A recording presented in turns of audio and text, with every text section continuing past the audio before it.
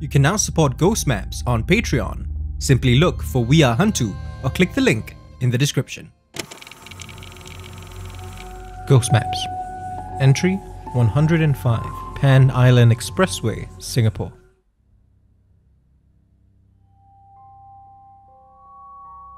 Qing Ming is quieter than the Hungry Ghost Month for me.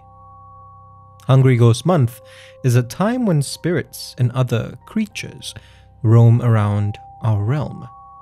Most of them might be harmless, but there are always enough looking to cause mischief or harm. Which is why I tend to get a lot of stories then. Generally though, most of the spirits that return during Qing Ming simply wish to spend time with relatives and loved ones. Sometimes, however, some of these spirits might get a little lost. And that's what happened to Brenda. Brenda is a freelance public relations manager in her 30s. I used to be a bit of a workaholic, but because of Billy, I mostly work from home now, she says. Billy is her 3-year-old. Right now, he's sleeping soundly next to Brenda on the cushioned bench they're sharing. His head's resting on her thigh, while she soothingly strokes his hair. We're at a coffee place near Teluk Blangah. She isn't in a rush, even though it's a Wednesday afternoon. I wish I could say my priorities shifted the day that he was born, she says, tilting her head down towards Billy. But it took a while. I get the sense that this might be connected with her experience. So, I take my recorder out and ask her to start from the beginning.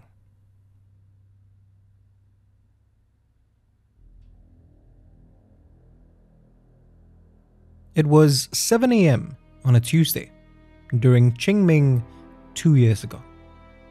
Brenda's day started off like any other. Mostly. She was heading to work, but needed to drop Billy off with her parents first.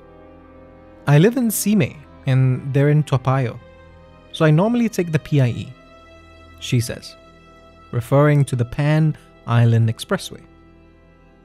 At that hour, Brenda never really had to deal with too much traffic. The only real difference this morning was that she was struggling with Billy's seat buckle. It normally never gave me any problems, but for some reason, I just couldn't get it secured, she says. Her son started to cry loudly. Brenda tried to placate him, but she assumed that he could pick up on her frustration. It didn't help that passerbys would tisk and shoot her disapproving looks while she struggled by herself. Once she had finally secured the buckle, Brenda stood up straight and let out a massive sigh of relief. For a second though, she thought she caught sight of something behind her car. It looked like a shadow, but white, she says. The shadow didn't have a particular shape, but it certainly seemed to be moving of its own accord. She jogged around to the back of the car. Nothing. At least, nothing that she could see. I don't claim to have the third eye or anything, she says. And even if I did, she adds with a chuckle, I just didn't have time to deal with ghosts that morning. She was, after all, already late. On the PIE, Brenda was, as always, focused on Billy in the child's seat behind her and on the road in front of her. Over the car's radio, she played a catchy kids' song on repeat. That, thankfully, was enough to keep Billy entertained. Generally, everything was fine, but she couldn't stop thinking about how much her son was crying this morning. Billy had always been a quiet child, crying only when he was hungry, in need of a diaper change, or scared. She thought back to the white shadow that she saw, or thought she saw. Was it actually a person? Some playful child, perhaps? Or someone with far more malicious intentions? She shook her head, then immediately looked ahead. Her eyes locked on the car in front of her. She was about 3 meters behind it. At first, she didn't notice anything out of the ordinary. But then, she saw, seemingly sticking out of the rear right window, the tip of a white towel or sheet, or no, not a sheet, but a shadow. The shadow still had no discernible shape, but it moved like a person crawling out of the cabin and onto the vehicle's roof. Once there, it paused for a moment. Brenda swears that whatever it was looking right at her.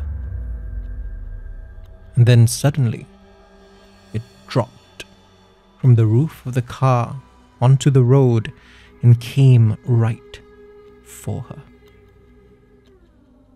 I couldn't scream, she says. I couldn't move, but I knew I was gripping my emergency brake, ready to engage it. Some part of her, however, knew that such a drastic move might cause an accident, no matter how reasonable traffic was. And it's a good thing she waited too, because just as it was about a meter away, the white shadow simply dissipated into nothing. She checked her rear view and side mirrors. In the light of the morning sun, there wasn't a trace of it anywhere.